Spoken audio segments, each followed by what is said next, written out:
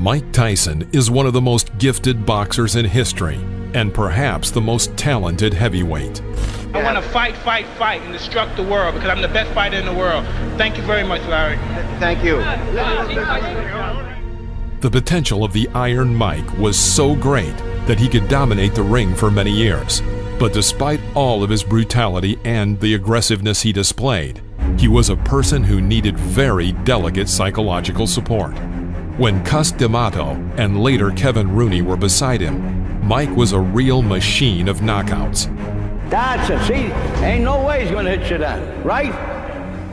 And remember, it's always good to throw the punch where you could hit him and he can't hit you.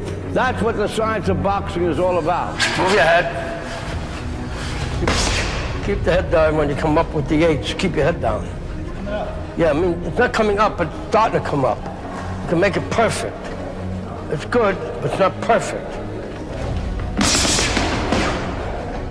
I don't trust anybody in general. I don't like people to know me at all. And I just recently trust him because the same much I trust him, I guess he trusts me. And he trusts me a lot. So, but no one really knows Mike Tyson. Nobody's really friendly with Mike Tyson. Why? Except Cus D'Amato. Hector Mercedes. We're in the Plaza Convention Center, Albany, and this is not going to take too long. We're in round one. Mercedes already in trouble. He is going down, is he? These big, swinging hooks to the body. Impressive professional debut from the man who so nearly went to the Olympics in Los Angeles. We're in round one. Well, we didn't get much of it early in the fourth. Can Tyson finish this? I think so. Eyes on the giveaway. Oh, the legs have gone. This is all over. Alderson down in this round. They survive as he goes down again at the bell. 23-pound weight advantage, and he put it all there. He is picking his shots well. The Mike Tyson of that period is the Tyson that we know and love. His professional career started in March 1985. By the end of the year, Tyson had fought 15 times and won each of them by KO or TKO. Back then, it was already obvious that in the near future, fans would be able to witness something special. He's breathing and knows it just...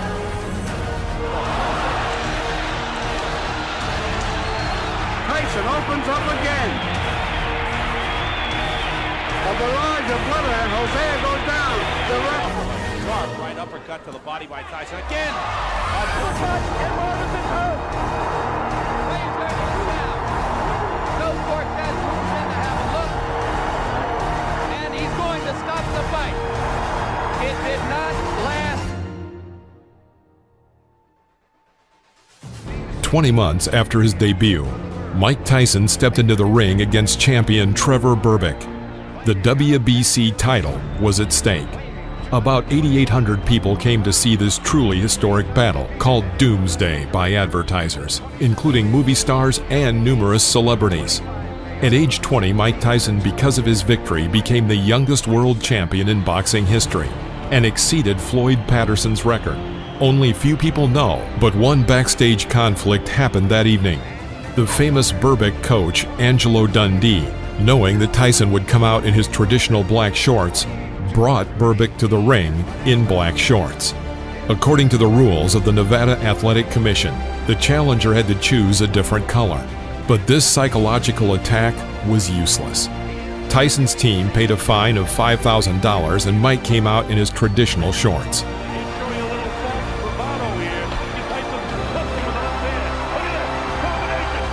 Tyson defeated him in 2 rounds and became the world champion.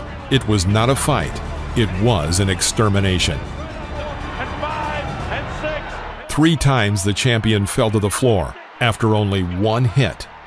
Thus began a new era in world boxing, the era of Iron Mike Tyson.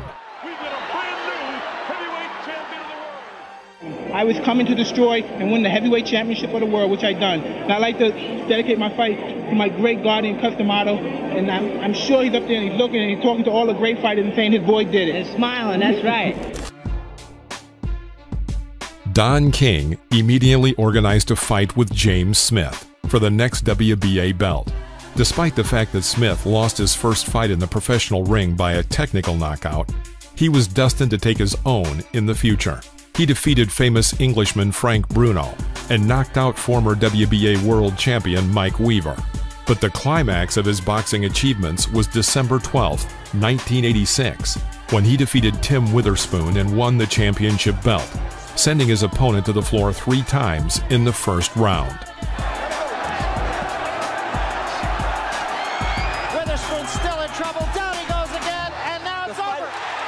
Now Smith was waiting for a much more serious test. Iron Mike Tyson. Handling me and weakening me, it didn't, because I believe deep inside I'm the best fighter in the world, and when I'm right, no man could beat me. I got an opportunity to find out if the media made Mike Tyson or not. He's a good fighter. I'm not taking anything away from him, but I got a chance to prove that hard work and the struggle is the best way to go. In May 1987, they had a duel, which Mike defeated James Smith by decision of the judges.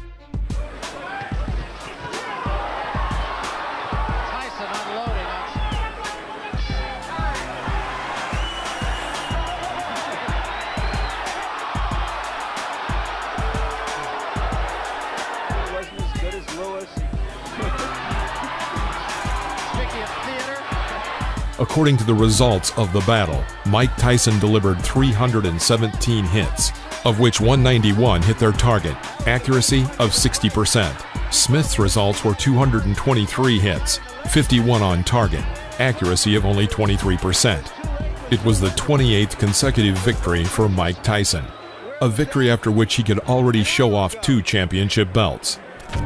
Mike Tyson versus Pinklon Thomas. The battle took place on May 31, 1987. At this point, Mike was the owner of the WBA and WBC belts. Thomas approached this match with a good track record of a series of 3 victories in a row and was considered a serious test for the 20-year-old Tyson. And at the beginning of the match, it seemed so. Thomas managed to cope with the pressure of Iron Mike for 5 rounds. However, in the 6th 3-minute period, Tyson carried out a series of powerful uppercuts and hooks from both hands, some of which landed right on his opponent's jaw. Thomas stumbled, and then after another left hook, crumpled him to the canvas. He did not have time to get up before the end of the count, and the referee stopped the match. It's worth saying that before this fight with Mike Tyson, Thomas had never been knocked down. The corner cannot stop a championship. The next opponent was Tony Tucker, the IBF title holder. Since the beginning of his career in 1980 and over the next 7 years, Tony Tucker had not known defeat. In April 1987, IBF world champion Michael Spinks refused to defend his title against him and chose instead to fight Jerry Cooney for a higher fee. Tony Tucker had to meet James Buster Douglas in the fight for the vacant IBF title. To go. Tucker presses him. Looks like he's a punch away. You need more than one. And after 64 days, he was obliged to enter the ring against Mike Tyson in the final part of the tournament for the title of Absolute World Champion. The bookmakers' bets in this fight were 10-1 in favor of Mike Tyson. 15 seconds. Let's get it on. Go on. Right hand, but he took a right from Tyson. And another big right by Mike Tyson. And particularly for Tucker. There's a great left hand at the bell by Tyson. Now, Ray, I hearken back to your fight with Marvin Hagler, where after the... And there was a big... And he took another rumor about Tyson's, or rather Tucker's right hand, that he had injured his right hand. The fight went the whole distance, and only for the 3rd time in his professional career, Tyson had to give the judges the right to decide the outcome of the battle. The judges were unanimous in their decision to give the victory to Mike Tyson. For the winner by unanimous decision, an undisputed heavyweight champion of the world, Iron Mike Tyson. Having lost his fight, Tony Tucker became the shortest-lived champion in history. At the age of 21, in his 31st fight, Mike Tyson becomes the undisputed world boxing champion. The last time this record had been broken was in 1979, when Leon Spinks triumphed over Muhammad Ali. Judging by the interview after the fight, Mike himself was not very pleased that he was unable to bring down his opponent ahead of schedule. heavyweight champion, are you happy with the way you fought tonight? Not really, because I was trying my best to punch inside, but it just wasn't together today, and he was very intimidating. It was very tough. Was he a better fighter than you thought? It was very hard to tell because he did a great deal of holding. He threw very fast punches. It was true. And he really rocked you in the first round. Yes, he did. He was a very hard puncher. After Mike Tyson combined all 3 heavyweight belts, there arose a challenge to decide who the real champion was. First in line was Michael Spinks, who held the Ring Magazine title. The fight attracted great public interest and was called by promoters once and for all. The winner would leave the ring absolute and unconditional champion. In the summer of 1988, the long-awaited match took place and lasted only 1 round. Mike knocked out his opponent in the first round. Totally discombobulate a man who's Tyson along the ropes doing damage. Spinks has kept moving. It's the first time Michael Spinks has ever been down in a professional fight. And he's down again and in serious trouble. A right hand. After this devastating defeat, Michael Spinks hung up the gloves and never entered the ring again. For this fight, Mike Tyson received the enormous sum, for those times, of $22 million. At that time, it was the biggest fee in boxing history, and Mike was not even 22 years old. The battle took place 3 days before his birthday. According to the general opinion of boxing analysts, the fight with Spinks became the crown jewel of Mike Tyson's career. This wasn't just a fight, this was a total demolition. That evening showed that he could stand up to any legendary champion.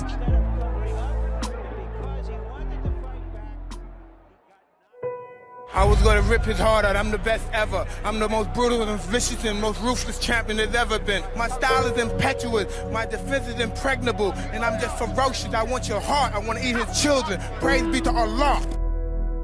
Tyson has a very special place in the history of boxing.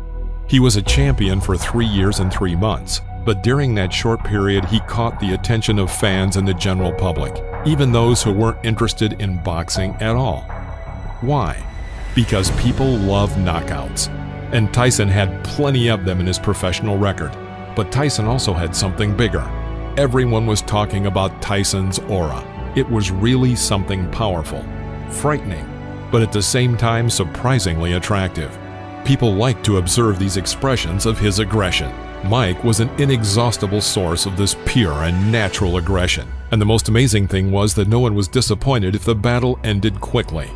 Another important fact is that Iron Mike is the last super heavyweight in history who headlined the pound-for-pound ranking, and we, devoted fans, would like to remember him as the man which he was back then.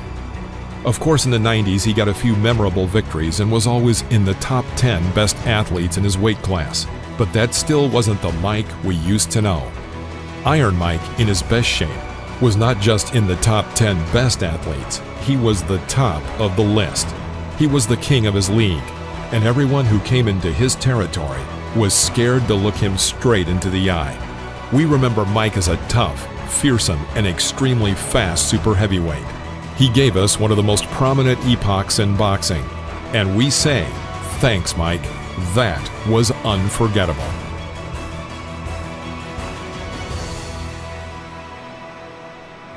All during my training, I've been afraid of this man. I thought this man might be capable of beating me. I've dreamed of him beating me. But I always stayed afraid of him. But as closer I get to the ring, I'm more confident. Once I'm in the ring, I'm a god. No one could beat me.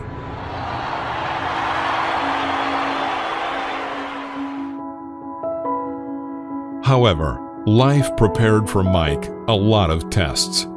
Defeat in the ring, the emptiness in his soul after betrayal by loved ones, and zeros in his bank accounts after being cheated by managers, divorces, and alcohol. Years later, Tyson was not himself, but he still says that no matter how his fate has changed, he can still take a blow. Judge Mike by his young years, when he fought primarily for the victory. His last fights were for money. He just had to go into the ring, but the fire was no longer in his eyes. He did not fight for victory. He's worked up a full sweat. I want to tell you, the electricity in this crowd is awesome. I haven't felt like this since It was about 4 o'clock in the morning one morning. We're in a place called Kinshasa, Zaire, when Muhammad Ali came in against George Foreman for the heavyweight championship of the world. There is no doubt that Mike Tyson at the peak of his career was one of the best athletes in the history of boxing. But you can't be on top forever. Even legends do not linger in the ring forever. Their days are also numbered. I keep my eyes on him, I keep my eyes on him, I keep my eyes on him. Then once I see a chink in his armor, boom, and one of his eyes may move. During the fight, I'm supremely confident. I'm moving my head, he's throwing punches. I'm making them miss and I'm countering. I'm hitting him to the body, I'm punching him real hard. And I'm punching, and when I'm punching him, I know he's not able to take my punches. 1, 2, 3 punches, I'm throwing him punches and bunches. He goes down, he's out. I'm victorious. Mike Tyson, greatest fighter that ever lived. Give me first your reaction to the fight. The fight, I was confident. I trained real hard with my trainer, Kevin Rooney, who I owe a great deal to. And I came out and I was confident. I knew the fight. I felt it deep in my heart. I was going to stop him in the first round. Did you know from watching tapes of him that you could hit him with the uppercut? No, that's my favorite punch. And I watched the time, and I knew from my trainer telling me, as he throws his punches, he bends down. And I knew that would be perfect for my uppercut. I planned on working the body more, but I saw the opportunity, and it looked too good to go away. In your mind, if your managers Jim Jacobs and Bill Caton and your trainer Kevin Rooney came to you and said, Mike, we think you're ready for a title shot tomorrow, would you agree with them at this point? Most definitely. Anytime if my manager and my trainer feel that I'm confident and they're willing to put me in a title and they're sure I could beat the champion, I'm sure I could beat them also. Of the 3 champions, who would you like to fight and why? Anybody my trainer put me in with, because I'm confident I could beat any fighter in the world. What do you think of the 3 champions? They're all good fighters, because you have to be a good fighter. You can't take nothing away from them to become the champion. But I'm confident, I'm ready, and I'm ready when my trainer tells me.